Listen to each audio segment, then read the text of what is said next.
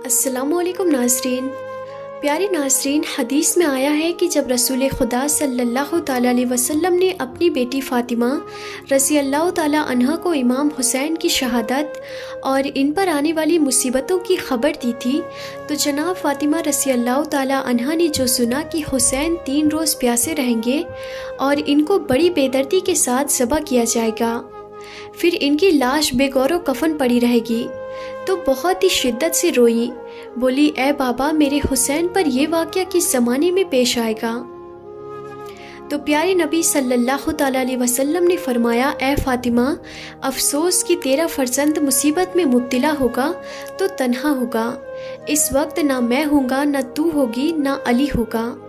ये सुनकर फ़ातिमा रज़ी अल्लाह ताला अन्हा पहले से ज़्यादा रोई और बेकरार हुई और अर्ज़ की कि ए बाबा, जब मेरा बेटा ऐसी बेबसी से शहीद होगा तो इस पर कौन रोएगा और कौन इसकी सब मातम बिछाएगा?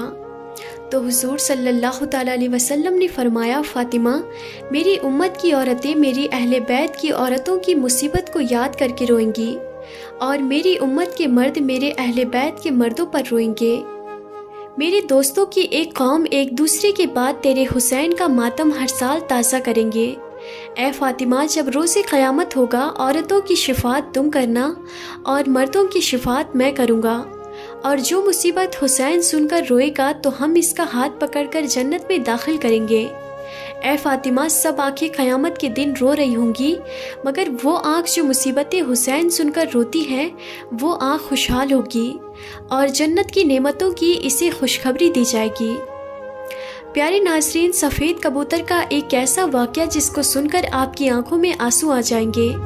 कबूतर को लोग बहुत ही मोहब्बत से पालते हैं। आज का वाक़या सुनने के बाद आप कबूतर से बेइंतहा मोहब्बत करने लगेंगे। ये वाक़या है एक कबूतर और हज़रत इमाम हुसैन रज़ी अल्लाह ताला अन्हु का। 61 हिजरी 10 मुहर्रम के दिन करबला में हज़रत इमाम हुसैन रज़ी अल्लाह ताला अन्हु का सर मुबारक आपके बदन से जुदा कर दिया गया। जब प्यारे नबी मोहम्मद मुस्तफ़ा सल्लल्लाहु ताला अलैहि वसल्लम की शहजादियों को कैद कर लिया गया। इमाम हुसैन रज़ी अल्लाह ताला अन्हु के गम में आसमान बरस बरस कर रो रहा था। 10 मुहर्रम को एक सफ़ेद कबूतर करबला के मैदान से गुजर रहा था। कबूतर ने देखा कि करबला की तपती हुई ज़मीन पर रसूल के नवासे का जिस्म मुबारक तन्हा पड़ा है। वो कबूतर चीखता हुआ आसमान से नीचे उतर आया और दूसरे परिंदों से कहने लगा कि क़यामत आ गई है और प्यारे नबी मोहम्मद मुस्तफ़ा सल्लल्लाहु ताला अलैहि वसल्लम के नवासे को करबला में शहीद कर दिया गया है। रसूलुल्लाह का ख़ानदान करबला में बिखर गया है।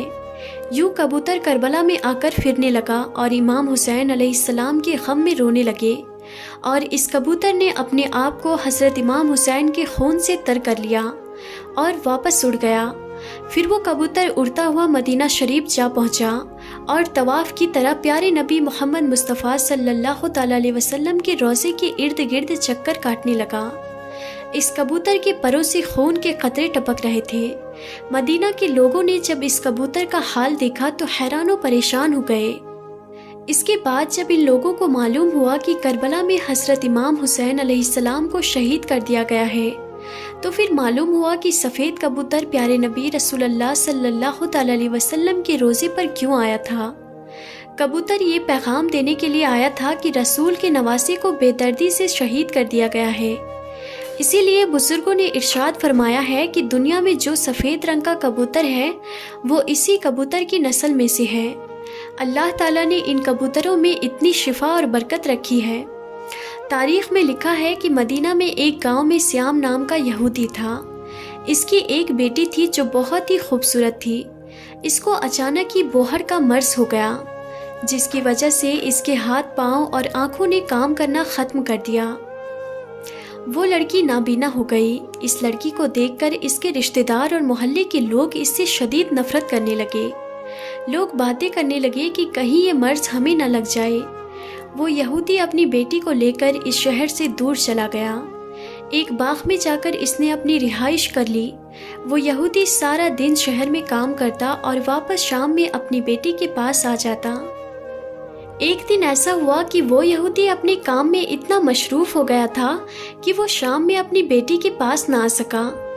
لڑکی پریشان ہو گئی کہ اتنا وقت ہو گیا ہے اور میرا والد ابھی تک آیا کیوں نہیں ہے۔ اپنے والد کو ڈھونڈتی ہوئی ایک درخت کے نیچے جا پہنچی۔ لڑکی نے محسوس کیا کہ اس کے آس پاس ایک پرندے کی چیخ بھری آواز آ رہی ہے۔ اس کی آواز میں اتنا درد تھا کہ وہ لڑکی اس آواز کو سنتے ہوئے اور آواز کا پیچھا کرتے ہوئے گھسیٹتے گھسیٹتے اس درخت کے نیچے جا پہنچی۔ حالانکہ وہ لڑکی دیکھ نہیں سکتی تھی، لیکن اس لڑکی نے اپنا سر اٹھایا اور درخت کے اوپر دیکھا۔ وہاں پر ایک سفید کبوتر بیٹھا تھا جس کے پروں سے خون کا قطرہ گرا اور لڑکی کی آنکھ پر جا گرا۔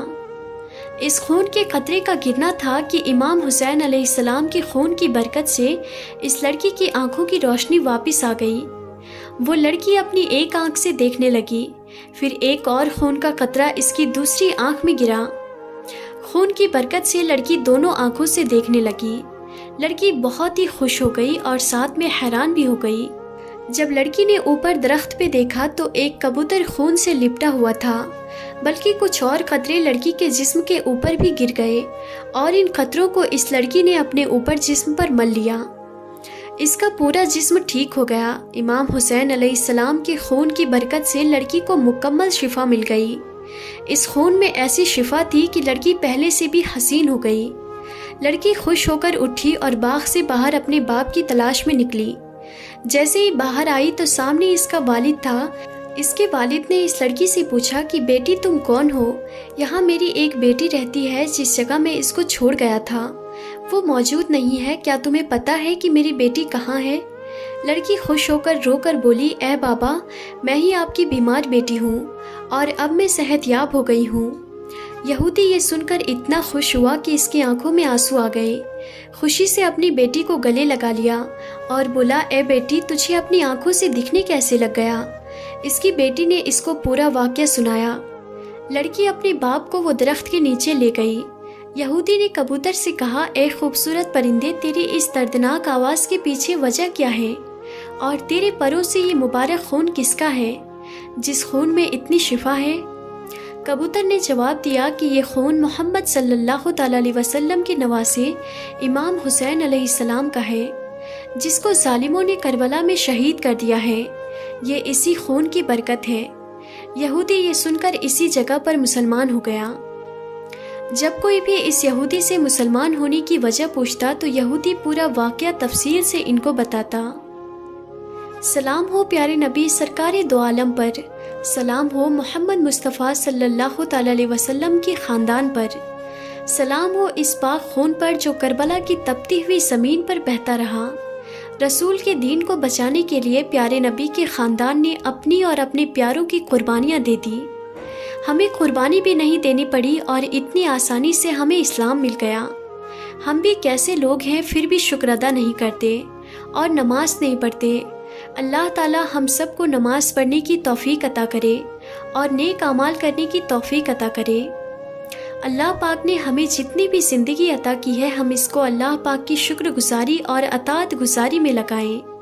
اور ناظرین، مزید اس طرح کی اچھی ویڈیوز دیکھنے کے لیے ہمارے چینل تابش علم کو سبسکرائب کرنا نہ بھولیں اور نیچے کمنٹ باکس میں اپنی رائے کا اظہار ضرور کریے گا۔ تو آج کی اس ویڈیو میں تھا بس اتنا ہی۔ ہم پھر ملتے ہیں اگلی نئی ویڈیو میں، تب تک کے لیے خدا حافظ۔